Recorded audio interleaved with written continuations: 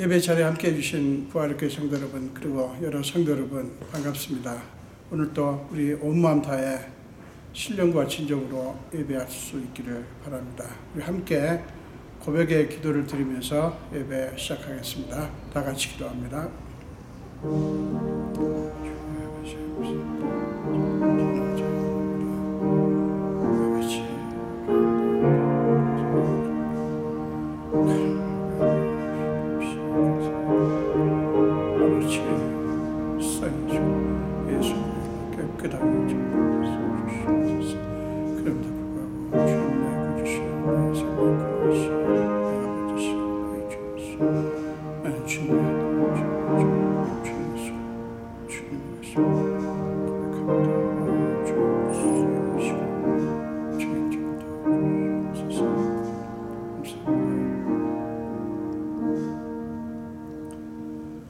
하나님의 용서의 말씀을 들으시기 바랍니다. 하나님께서 구하시는 제사는 상한 심령이라. 하나님이여, 상하고 통회하는 마음을 주께서 멸시하지 아니하시리이다. 아멘. 우리 사도신경으로 신앙 고백합니다. 전능하사 천지를 만드신 하나님 아버지를 내가 믿사오며 그 외아들 우리 주 예수 그리스도를 믿사오니 이는 성령으로 잉태하사 동정녀 마리아에게 나시고 본디오 빌라도에게 고난을 받으사 십자가에 못 박혀 죽으시고 장사한 지 사흘 만에 죽은 자 가운데서 다시 살아나시며 하늘에 오르사 전능하신 하나님 우편에 앉아 계시다가 저리로서 산자와 죽은 자를 심판하러 오시리라. 성령을 믿사오며 거룩한 공의와 성도가 서로 교통하는 것과 죄를 사하여 주시는 것과 몸이 다시 사는 것과 영원히 사는 것을 믿사옵나이다. 아멘.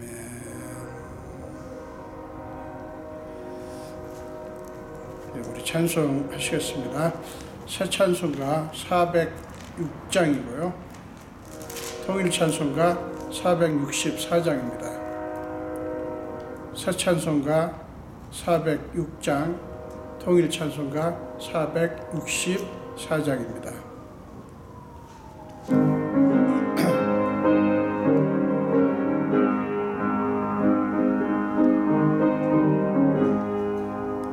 고난 내 영혼 편히 쉴 것과 풍랑이라도 안전한 복음까지도 다스리시는 영원한 바르지해 주의 영원하신 팔 함께 하사 항상 나를 붙드시니 어느 곳에 가든지 요동하지 않음을 주의 팔을 의지함이라. 세상 친구들 나를 버려도 예수는 함께 동행함으로 주의 은혜가 충만하리니 주의 영원한 바르지에 주의 영원하신 팔 함께 하사 항상 나를 붙드시니 어느 곳에 요동하지 않음을 주의 팔을 의지함이라. 나의 믿음이 연약해져도 미리 예비한 힘을 주시며 위태할 때도 안보하시는 내 영원한 바르지에 주의 영원하신 팔 함께 하사 항상 나를 붙드시니 어느 곳에 가든지 요동하지 않음을 주의 팔을 의지함이라. 능치 못한 것 주께 없으니 나의 일생을 주께 맡기며 나의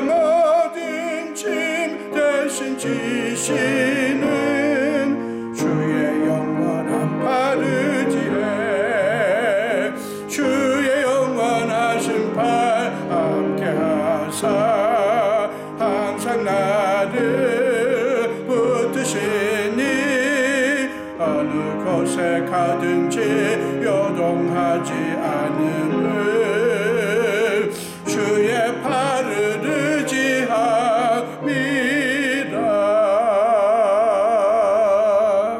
아멘. 네, 다 같이 기도하겠습니다. 예수님 감사합니다. 오늘도 저희를 사랑하셔서 우리에게 은혜 주시기 위해서, 우리를 만나주시기 위해서, 우리를 새롭게 하고 회복하고 치유하시기 위해서 우리를 불러주신 주님을 찬양합니다. 오늘도 예배의 주인은 오직 주님뿐임을 고백합니다. 주께서 우리를 예배 자리로 부르셨사오니 오 주여 우리를 불쌍히 여기사 성령님 우리 가운데 임하시고 우리 안에 충만하시고 우리에게 말씀으로 혹은 만져주심으로 혹은 여러 가지 방식으로 성령님 감동하시고 역사하여 주시옵소서. 우리는 예배 때마다 늘 그렇지만 특별히 예배 때가 되면 우리는 지난 한 주간 동안에 우리의 허물과 죄를 생각할 수밖에 없습니다. 저희를 불쌍히 여겨 주옵소서. 우리는 지난 한 주간도 하나님의 자녀답지 못하게 여러 가지 이런저런 허물과 죄를 범했음을 고백합니다. 예수의 피로 우리를 적셔주사 정결케 깨끗하게 씻어주시고 오늘 신령과 진정으로 예배하기에 조금 더 부족함이 없게 하여 주옵소서. 아버지께서 오늘 이 가운데 충만하시옵소서.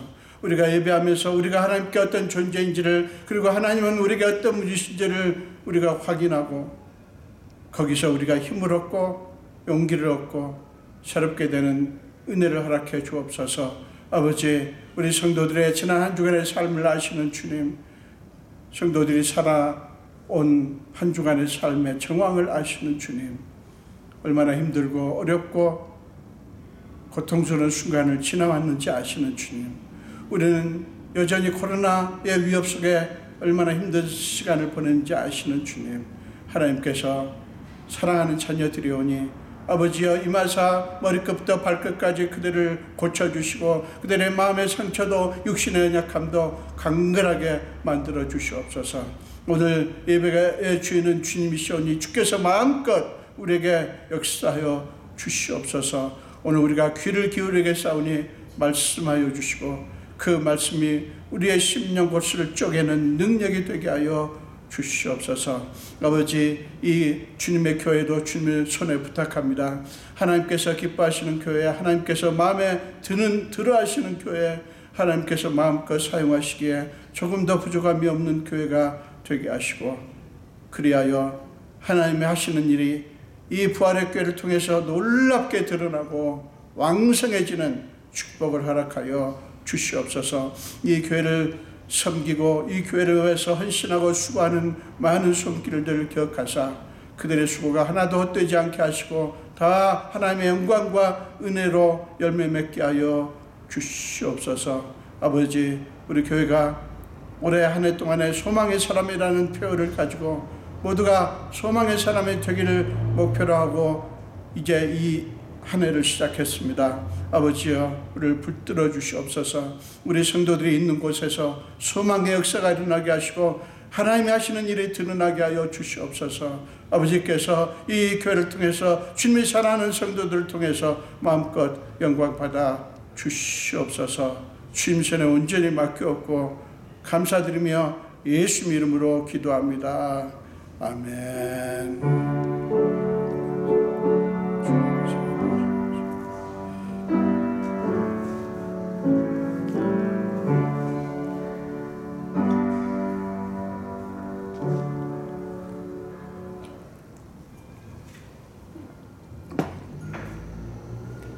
오늘 함께 나누실 말씀은 마태복음 1장입니다. 마태복음 1장 3절에서 6절까지 보겠습니다. 마태복음 1장 3절에서 6절까지입니다. 우리 한 목소리로 함께 읽겠습니다. 유다는 다말에게서 베레스와 세라를 낳고 베레스는 헤스론을 낳고 헤스론은 람을 낳고 람은 아비나답을 낳고 아비나답은 나손을 낳고 나손은 살몬을 낳고 살몬은 라합에게서 보아스를 낳고 보아스는 루색에서 오벳을 낳고 오벳은 이새를 낳고 이새는 다윗 왕을 낳으니라. 다윗은 우리아의 아내에게서 솔로몬을 낳고. 아멘. 한 번 더 기도하겠습니다. 예수님 보십시오. 부족한 종이 오늘도 죄인이지만 하나님께 순종하고 하나님의 말씀을 들고 하나님의 존전 앞에 그리고 주님이 사랑하는 자녀들 앞에 섰습니다. 성령님이시여 제게 임하사 그 옛날에 이사야 선지자에게 하셨듯이 종의 입술을 성령의 불로 지져주사 정결케 하시고 하나님의 말씀만 온전히 선포되게 하여 주옵소서. 감사드렸고 예수 이름으로 기도합니다. 아멘. 예, 오늘 함께 봉독하신 말씀으로 하나님이 자신의 뜻을 이루어 가실 때, 하나님이 자신의 뜻을 이루어 가실 때라는 제목으로 함께 은혜를 나누겠습니다. 오늘은 예수 그리스도의 계보 이야기 세 번째 시간입니다. 본문에는 우리의 상식을 뒤흔들고 우리를 당혹하게 만드는, 당황시키는 네 개의 이야기가 나옵니다. 그것은 유다와 다말 이야기, 그리고 살몬과 라함 이야기, 보아스와 룻 이야기, 다윗과 우리아의 아내 이야기입니다. 이들의 이야기는 하나님이 자신의 뜻을 이루기 위해서는 굉장히 기상천외한 방식, 즉 너무나 기이하고 자연스럽지 않고 상식을 벗어난 방식까지도 사용하신다는 사실을 우리에게 보여줘요. 우리가 이번 이야기에서 이 네 개의 이야기 속에서 우리 그것을 봐야 됩니다.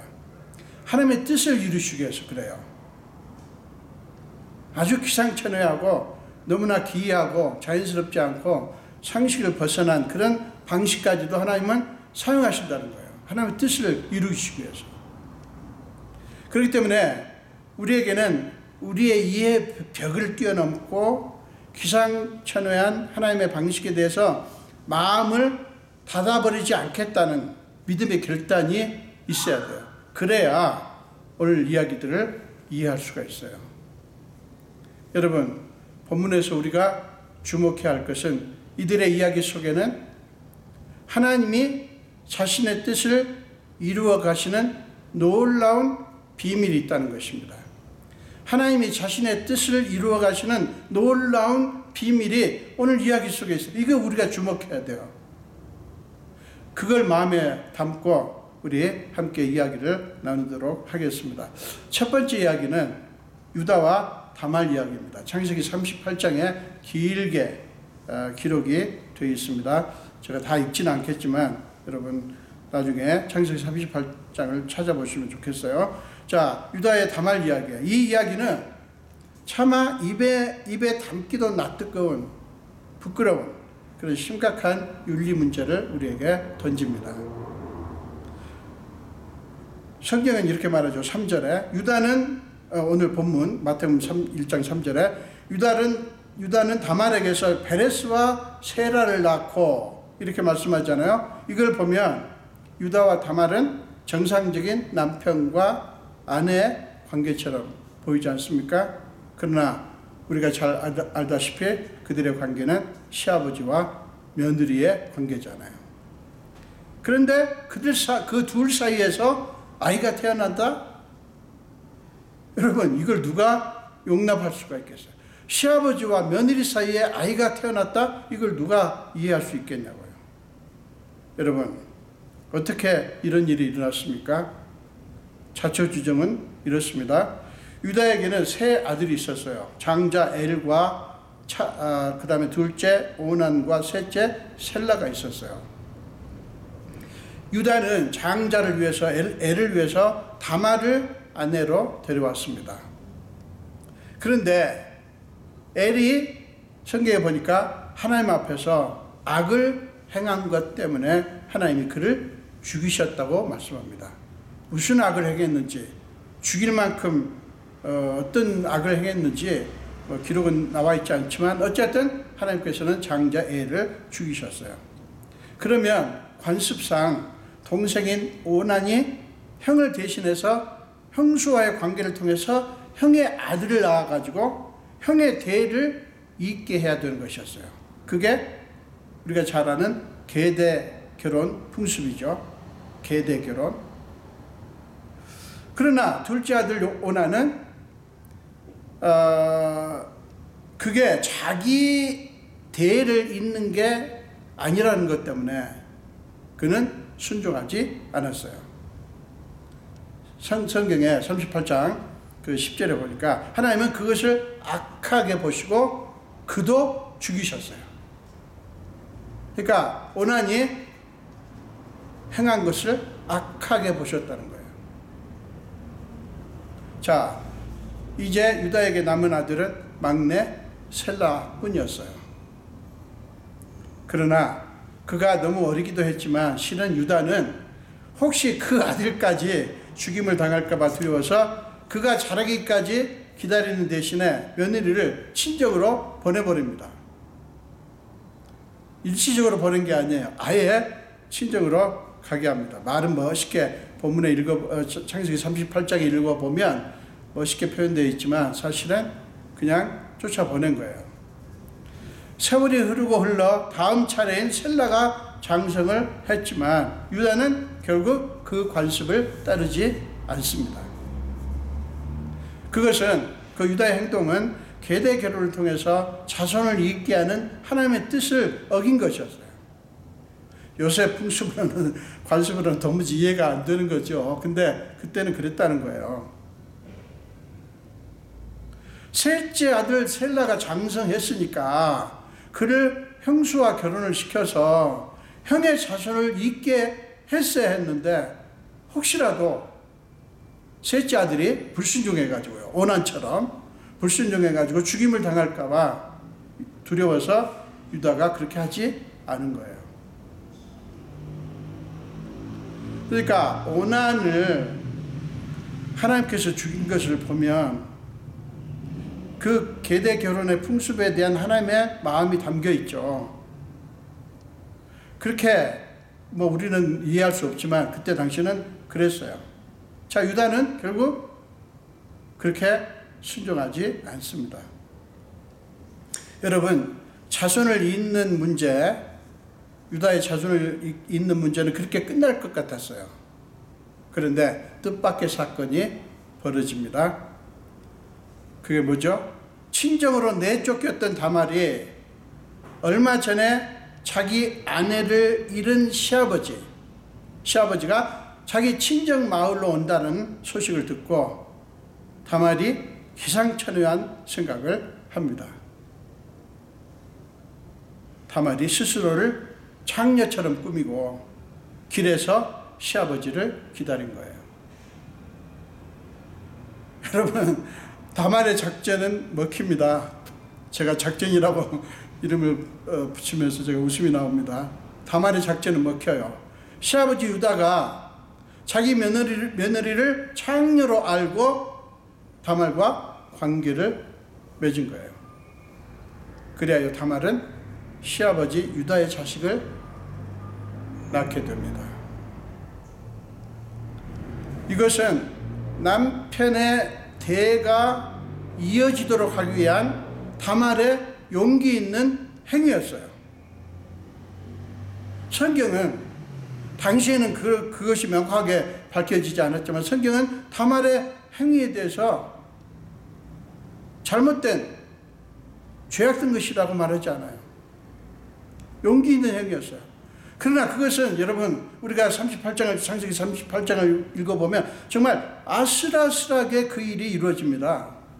제가 여기서 길게 설명을 할 수가 없는데 여러분 창세기 38장을 읽어보세요. 정말 아슬아슬했어요.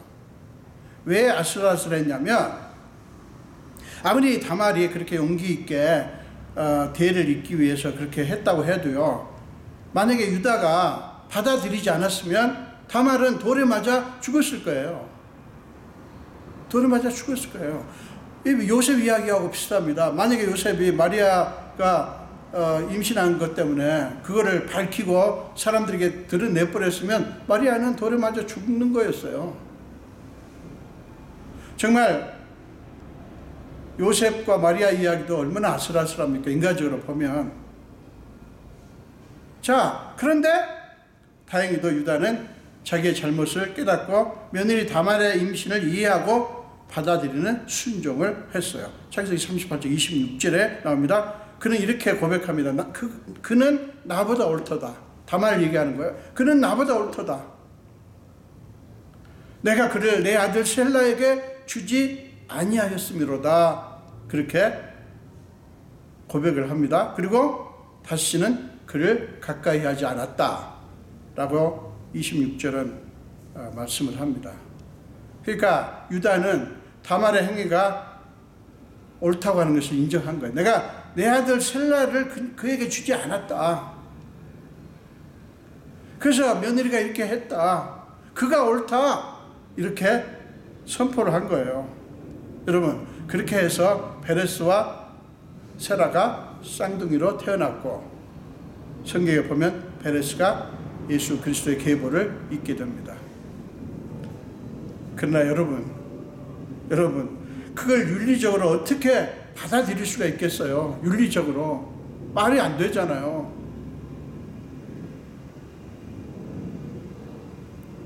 그러나 여러분, 이게 참 놀라운 게 바로 시아버지와 며느리 사이에서 태어난 이런 사람이 예수 그리스도의 계보 속에 있다고 하는 거, 여러분 우리가 어떻게 이해할 수가 있겠냐고요. 여러분, 그것은 그렇지만 우리의 생각이고요, 우리의 관점이고요.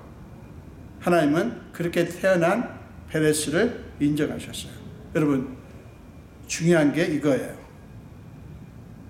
하나님이 다말의 행위를 믿음의 행위로 받아들이셨다는 게 중요한 사실이에요.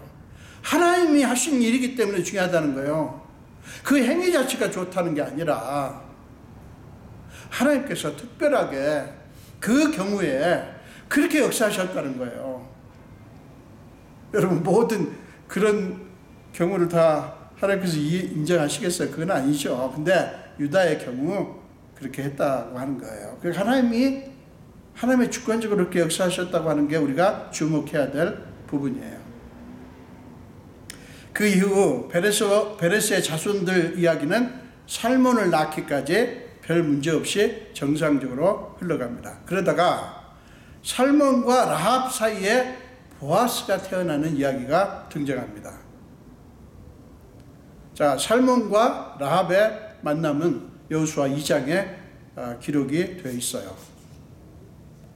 살몬은 당시 지도자인 여호수아의 명을 받아서 다른 정탐꾼과 함께 가나안 땅의 가장 견고한 성이었던 여리고성을 정탐하러 갑니다. 그때 그들은 여리고성의 라합이라는 기생의 집에 들어가 거기서 유숙을 합니다. 당시의 관습을 보면 그런 곳에 이 여관들이 있었기 때문에 그렇게 한 것 같아요. 기생의 집에 들어가 이렇게 유숙을 합니다. 그런데 그 두 정탐꾼들의 움직임이 발각이 되어가지고요, 이제 위험에 처하게 됩니다. 그때 라합이 그들을 숨겨줘요. 그렇게 해서 정탐꾼들은 정탐을 마치고 무사히 돌아갈 수가 있게 되었던 거예요. 여러분, 기생 라합의 행위는 굉장히 위험한 행위였어요. 라합이 위험을 무릅쓰고 그렇게 했던 데는 분명한 이유가 있어요. 라합은 이방 여인이기도 했지만 기생, 즉 장녀였기 때문에 자기 백성들로부터 인간 이하의 천대를 받으며 살던 여인이었어요. 그런데 놀랍게도 라합에게는 이스라엘의 하나님 여호와에 대한 믿음이 있었어요. 그것이 라합으로 하여금 위험을 무릅쓸 수 있었던 동기였던 거예요. 여호수아 2장 9절 그리고 11절 11절에 보면 라합의 믿음의 고백 이야기가 나옵니다. 여호와께서 이 땅을 너희에게 주신 줄을 내가 아노라.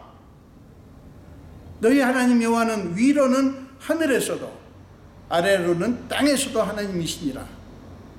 그러므로 이제 청하노니 내가 너희를 선대하였은즉 너희도 내 아버지의 집을 선대하도록 여호와로 내게 맹세하고 내게 증표를 달라. 그러니까 라합은 믿음을 고백하고요.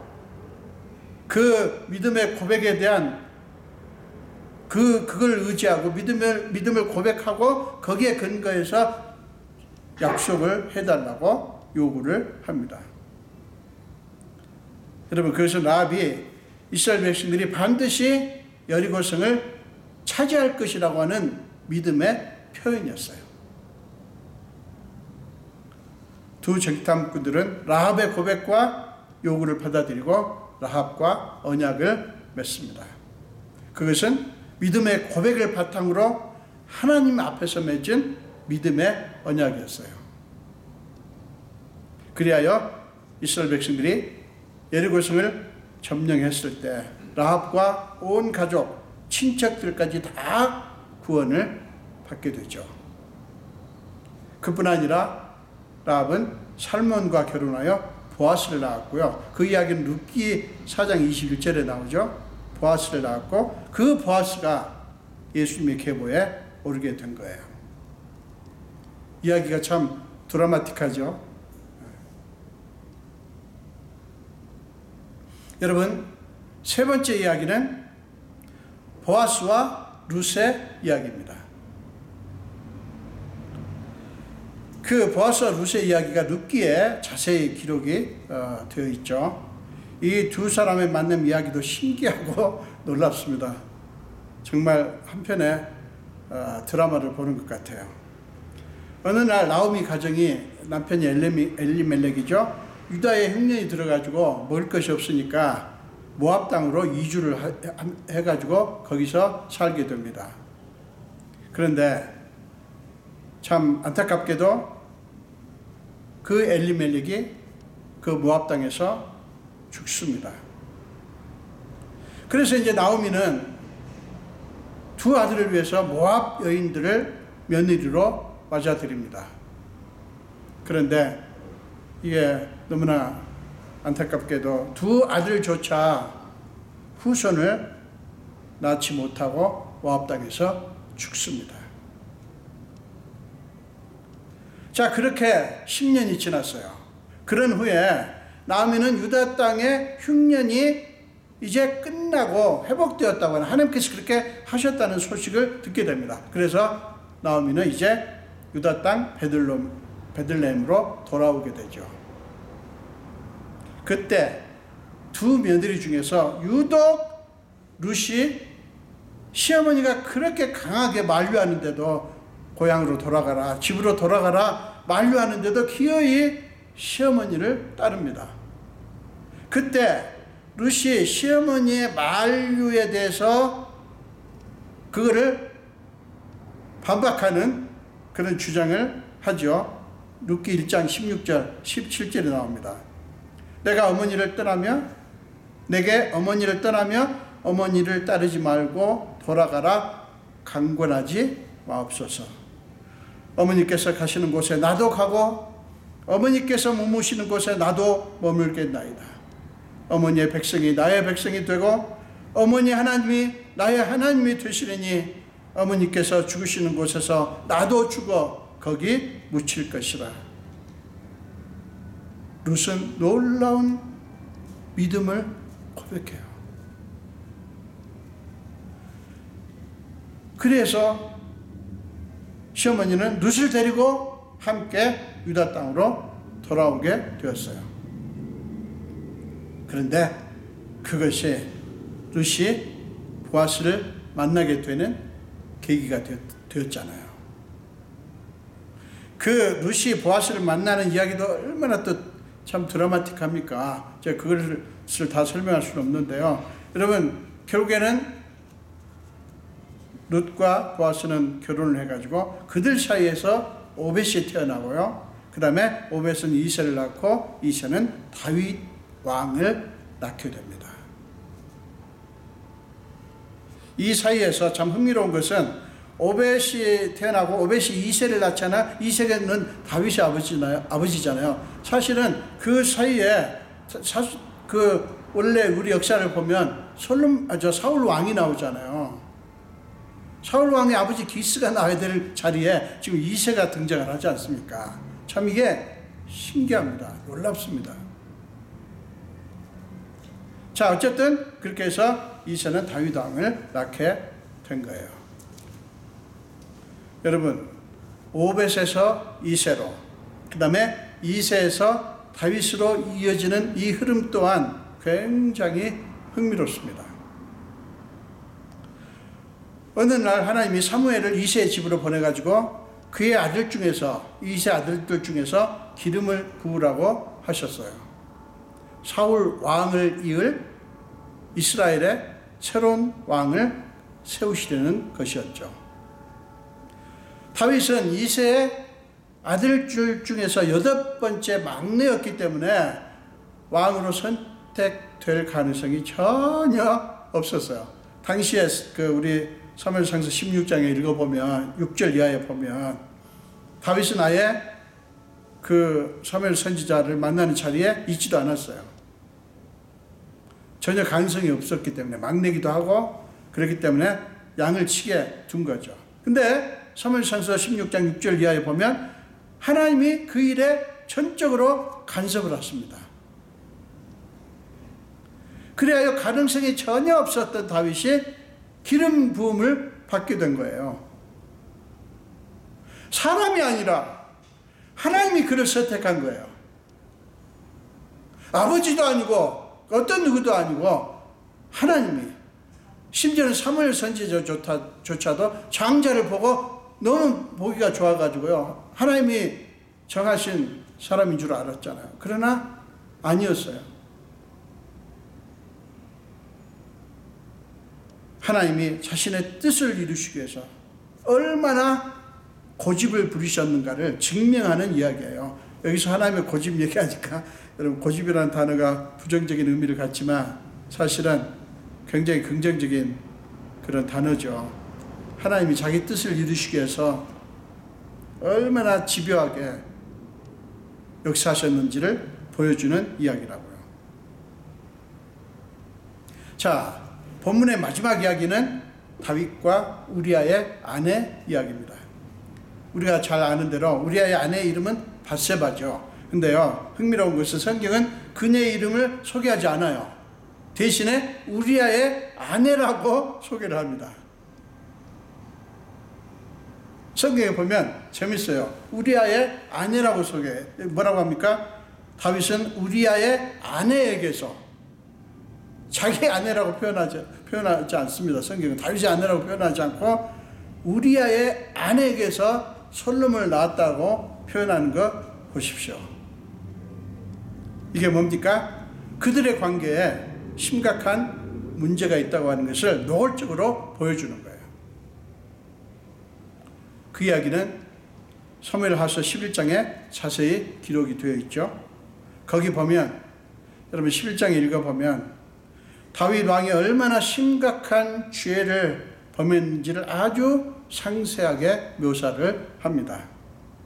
성경은 단지 다윗 왕의 간음만이 아니라 자신의 죄를 감추기 위해서 얼마나 비열한 방식으로 밧세바의 남편 우리아를 죽이기까지 했는가를 낱낱이 폭로합니다. 성경은 위대한 인물 다윗의 치부를 낱낱이 공개하는 거예요. 여러분, 성경에 보면, 특별히 구약 성경에 보면 성경의 위대한 사람들의 이야기를 좋은 얘기만 합니까? 아니요. 수치스러운 그들의 실패 이야기도 다 공개를 해요.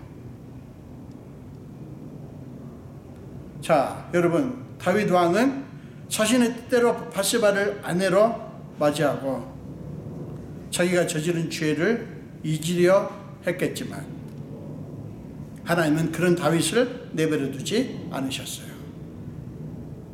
나단 선지자를 보내 그의 죄를 지적하십니다. 그게 사무엘하서 12장에 나오죠. 그제서야 다윗은 자신의 죄를 깨닫습니다. 그리고 주저없이 솔직하게 내가 여호와께 죄를 범하였노라 라고 12장 13절에서 자신의 죄를 고백을 합니다. 여러분, 이게 사울 왕과 다른 모습이에요. 하나님은 회개하는 다윗을 용서하십니다. 그렇지만 하나님은 그들 사이에서 태어난 첫 번째 아들을 죽이심으로써 다윗의 죄를 처리하십니다. 용서는 하셨지만 그 죄값은 치르게 하신 거예요. 그 영혼은 용서하셨지만 그러나 그가 저지른 죄에 대해서는 값을 치르도록 하신 거예요.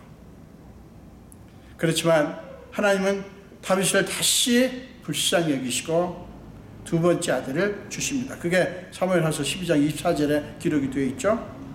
성경은 그 두 번째 아들 누구예요? 솔로몬이죠. 그 솔로몬에 대해서 이렇게 말씀해요. 여호와께서 그를 사랑하사 선지자 나단을 보내 그의 이름을 여디디아라 하시니 이는 여호와께서 사랑하셨기 때문이더라. 이렇게 말씀을 합니다. 사랑하는 여러분, 이 이야기를 보면서 우리는 하나님은 도대체 어떤 분이시기에 이렇게 하시는가? 라는 질문을 하지 않을 수 없어요. 도대체 하나님은 어떤 분이신가?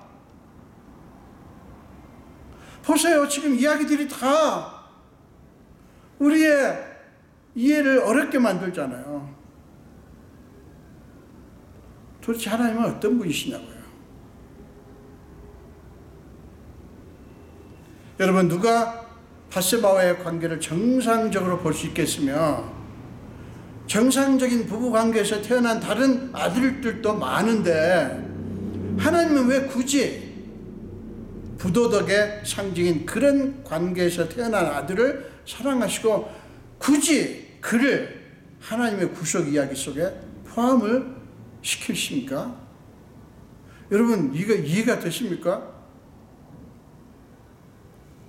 그러나 사랑하는 여러분, 하나님은 하나님이 원하시는 것, 즉 하나님의 뜻을 하나님의 방식대로 이루어 가실 자유와 권한이 있다는 사실, 여러분 인정하십니까? 우리가 하나님이 하시는 일을 이해할 수 없어도 하나님이 하나님이시기 때문에 그분이 하시는 일이 실수가 없고 정당하고 옳고, 하나님이 하시는 일은 뭐든지 하나님께서 정상적인 분이시고, 그리고 하나님께서 하시는 일은 다 영광스러운 것이라고 하는 것을 우리가 인정할 수밖에 없잖아요. 그렇죠? 우리가 예수를 믿는 한 이해는 못 할 수 없는 게 많아요. 우리가 신앙생활 하면서. 그러나 인정할 수밖에 없는 것은 하나님은 하나님이시다. 하나님은 공의로우시고 정의로우시고, 그러니까 실수가 없으시고 틀림이 없으시다. 이거는 인정할 수밖에 없어요. 여러분, 그게 하나님의 주권이 어떤 것인지를 보여주는 거예요. 본문의 이야기들은 네 가지 이야기가 다 하나같이 바로 그것을 강조합니다. 하나님은 자신의 뜻을 이루어 가실 때 결코 우리의 뜻에 의해서, 우리가 좋아하냐 싫어하냐, 우리가 원하냐 원치 않느냐에 의해서 제한되지 않으셔요. 무슨 얘기입니까? 우리가 아무리 싫어해도 아무리 반대를 해도 하나님께서는 하나님의 뜻을 이루신다고요. 하나님의 뜻은 우리의 실수나 실패, 방해 공작이나 음모나 온갖 추악한 행위들에 의해서 무산되거나 뒤틀리지 않아요. 하나님의 뜻은. 사랑하는 여러분, 인간은 끊임없이 자기들의 목적을 이루기 위해서 온갖 술수를 꾸미고 음모를 꾸미지만 마지막에 이루어지는 것을 보면 언제나 하나님의 뜻입니다. 마지막에 이루어진 것을 보면 하나님의 뜻이 이루어진 거예요. 하만이 모르드게와 이스라엘 백성들 다 죽이려고 했지만 얼마나 치밀하게 계획을 세우고 거의 그의 목적이 성취가 될 뻔했잖아요. 그러나 하나님께서 간섭하셔가지고 하만 자기가 매달리지 않습니까? 결국에는 이게 성경의 이야기도 그렇고요. 우리가 신앙생활을 하면서 저도 정말 오랫동안 신앙생활을 하면서 수도 없이 제 삶에도 그렇지만 다른 분들의 이야기, 그리고 우리가 정말 신앙적인 서적을 통해서도 얼마든지 우리가 볼 수 있는 게 그거 아닙니까? 결국 이루어진 거 보면 다 하나님의 뜻이 이루어진 거예요. 사람의 뜻이 이루어질 것 같은데, 반드시 그렇게 될 것 같은데, 희한하게도 역사를 보면 한 가지를 증명해요. 하나님의 뜻이 이루어진 거예요. 길게, 우리가 이 인간의 역사를 길게 보십시오. 지금은 사람이 세상을 다스리는 것 같고, 인간의 역사가 세상을 움직이는 것 같고, 그렇지만 장기적으로 보면 이제 보십시오. 반드시 이루어지는 것은 하나님의 뜻일 것입니다. 왜 그런 줄 아세요? 하나님이 끝까지 포기하지 않으시고 하나님의 뜻을 기어이 이루실 것이기 때문이에요. 사랑하는 여러분, 하나님은 왜 자신의 뜻에 대해서 왜 그토록 집착하는지 아세요? 끈질긴 줄 아세요? 그것은 하나님의 언약 때문이에요. 하나님의 언약은 하나님이 인간에게 일방적으로 주신 거룩한 약속이에요. 그 말은 뭐냐면 하나님께서 우리와 어떤 그 거래를 통해서 맺은 약속이 아니라는 거예요. 그 거룩한 약속은 아담과 하와가 범죄한 직후부터 하나님 스스로가, 하나님 자신이 인간을 범죄한 상태로 내버려 두지 않겠다고 작심하신 하나님의 마음이에요. 그게 담겨 있어요. 자, 다시 말씀드립니다. 그 거룩한 약속, 즉 언약은 아담과 하와가 범죄한 직후부터 하나님 자신이 인간을 이렇게 범죄한 상태로 내버려 두지 않겠다라고 작정하신 하나님의 마음이라고요. 그 말은 인간의 조건이나 행위에 의해서 좌우되는 그런 약속이 아니라 하나님이 자기가 원하시는 대로 스스로 맹세하신 것이고 그분의 의지를 담은 약속이라는 그런 말씀이에요. 그러므로 그 언약에는, 하나님의 언약에는 하나님의 신실하심과 하나님의 고집, 그분의 끈질긴 사랑이 담겨 있습니다. 그렇기 때문에 그 언약을 이루신다고 하는 것은 하나님이 본래 계획하셨던 우리, 하나님 보시기에 심히 좋았던 상태 우리를 기필코 이루신다고 하는 것을 의미해요. 사랑하는 여러분, 그래서 우리에게는 언제나 희망이 있습니다.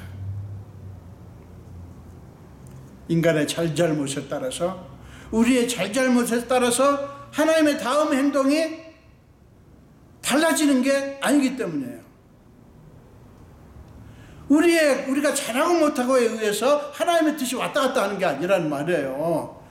여러분, 하나님은 반드시 하나님이 원하시는 것을 하나님의 방식으로 이루신다고요. 이게 우리에게 소망을 준다고요.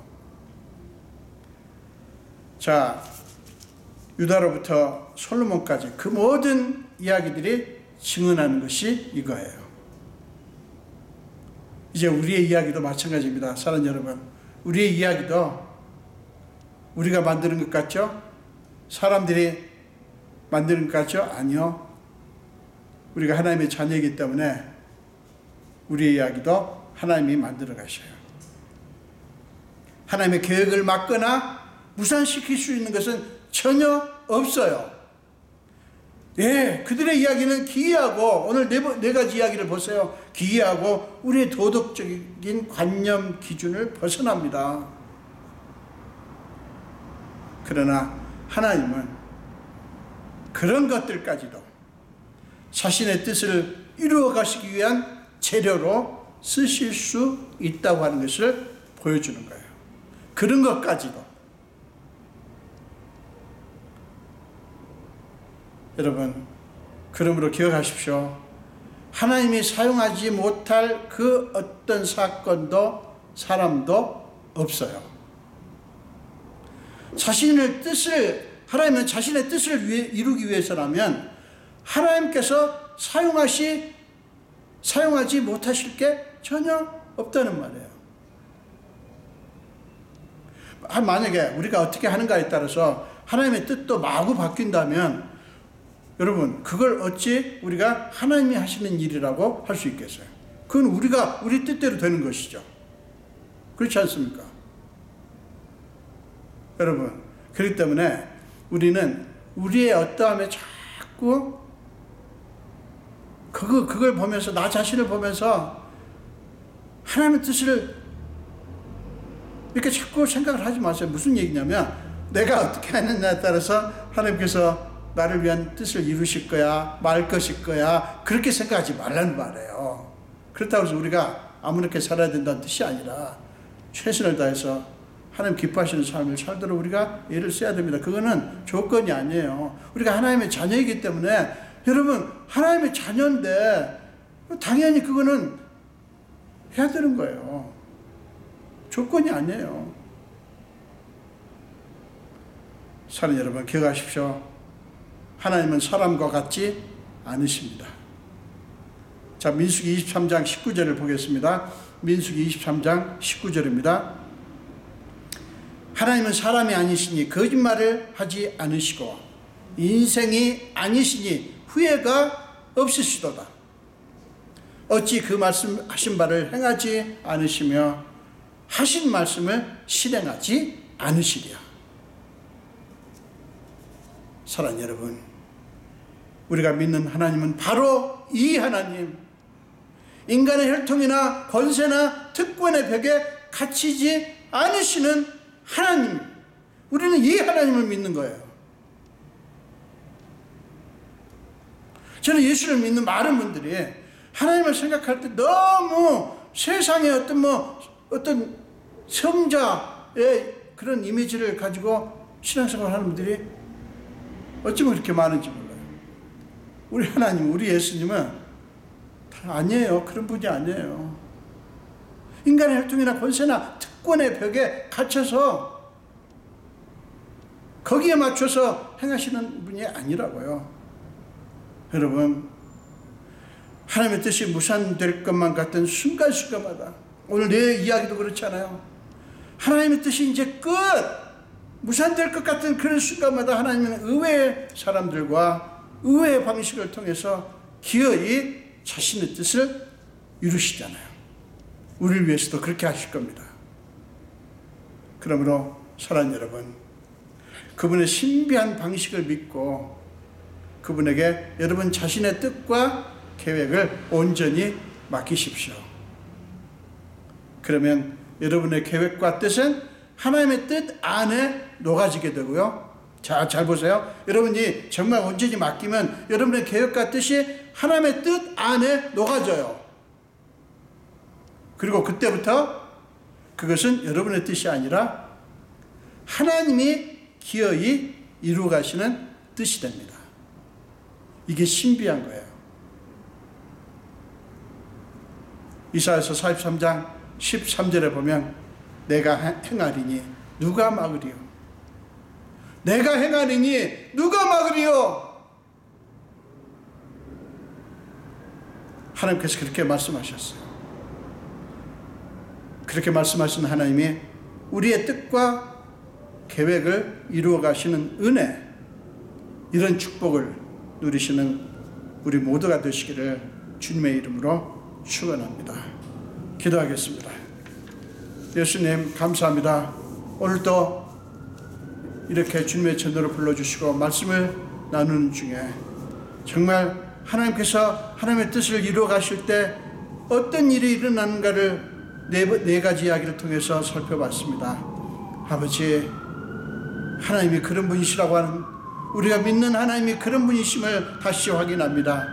아버지, 우리가 이 땅에 살면서 우리 앞길을 방해하고 우리를 힘들게 하고 우리를 두렵게 하는 많은 것들이 있지만, 아버지야, 그런 것에 억눌리지 않게 하시고 모든 것 속에서 기어이 자신의 뜻을 이루시는 하나님을 바라보며 우리의 모든 뜻과 계획도 다 하나님께 맡기는 믿음의 사람들이 다 되게 하여 주시옵소서. 감사드리고 예수 이름으로 기도합니다. 아멘. 네, 우리 사랑합니다. 나 예수님 찬양하시면서 예물을 드리겠습니다.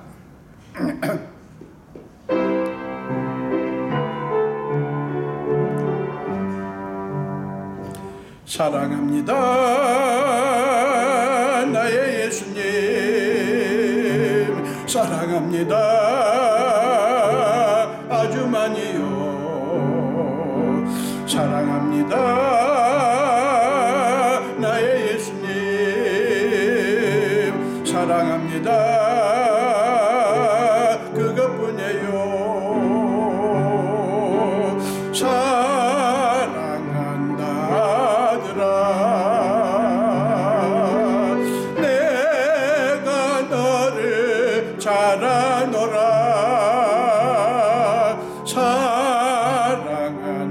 내 딸아, 내게 축복 더하노라. 아멘. 기도하겠습니다. 예수님 보십시오. 주님이 사랑하는 주님의 자녀들이 이 귀한 예물을 주께 드립니다.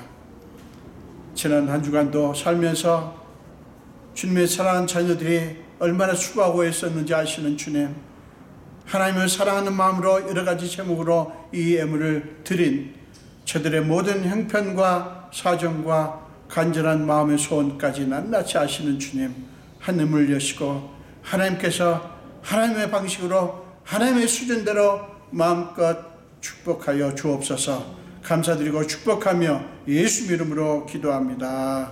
아멘. 특별한 광고는 없고요. 계속해서 우리 일부 예배 아침 8시 반에 드리고 있고요. 특별히 우리가 지금 선교하고 있는 오코틀란 교회를 위해서 계속 기도해 주시고요. 그 다음에 지금 신학 공부, 그 교회를 지금 섬기고 있잖아요. 그러면서 신학 공부를 해서 이제 목사 안수를 받으려고 하는 가브리엘 형제를 위해서도 계속 기도해 주세요. 지금 1년을 했고요. 1년 가까이 했고요. 아마 3, 4년 더 하게 될 것입니다. 여러분, 우리가 귀한 일을 여러분들이 하시는 것입니다. 계속해서 가브리엘 형제를 위해서 기도해 주시길 바랍니다. 오미크론 그 확산 속도가 무시무시한데요. 여러분, 어떡합니까? 하나님께 기도하면서 우리 실망, 낙심만 하지 마시기 바라고요. 끝까지 조심하시면서 우리가 이 기간을 잘 견뎌낼 수 있기를 바랍니다. 우리 마지막 찬송 일어나셔서 하시겠습니다. 419장 새 찬송가, 통일 찬송가는 478장입니다. 주날개 및 해난이 쉬네. 새 찬송가 419장, 통일 찬송가는 478장입니다.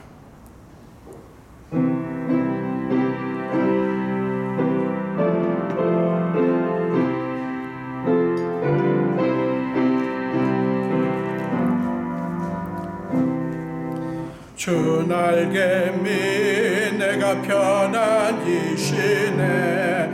밤 깊고 비바람 불어쳐도 아버지께서 날 지켜주시니 거기서 편안히 쉬리로다. 주 날개 밑 평안하다. 사랑 끈을 짜리뇨. 주 날개 밑 내 쉬는 영혼 영원히 가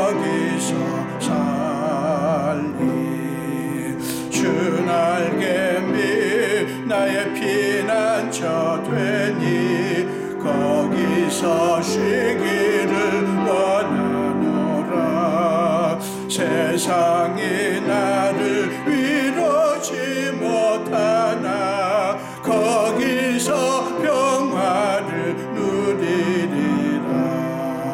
주 날개니 평안하도 그 사랑 끈을 잡으며 주 날개니 내 쉬는 영원히 거기서 살리. 주 날개미 참된 기쁨이 있네. 고달픈 세상 길 가는 동안 나 거기 숨어 돌보심을 받고 영원한 안식을 얻으리라. 주 날개미 평안하다 그 사랑 끈을 잡으며 주 날개미 내 쉬는 영원히 거기서 살리. 아멘. 기도하겠습니다. 지금은 우리 주 예수 그리스도의 크신 은혜와 하나님 아버지의 지극하신 사랑하심과 우리 삶 속에 기꺼이 들어오셔서 우리의 모든 무거운 짐과 연약함까지 다 짊어지시고 날마다 우리 위해서 탄식함으로 간구하시는 성령님의 감화, 감동, 역사하심이 오늘 예배를 드리며 특별히 말씀을 듣고 이제 기어이 하나님은 자신의 뜻을 이루시고 그 뜻을 이루어 가실 때 우리의 어떤 무엇에 의해도 제한받지 않으시고 기어이 이루시는 그 하나님을 붙잡고 그 하나님을 바라보며 살기로 작정하는 우리 성도들 머리 위에와 우리 온 교회 위에 지금부터 영원토록 함께 하시기를 간절히 축원하옵나이다. 아멘.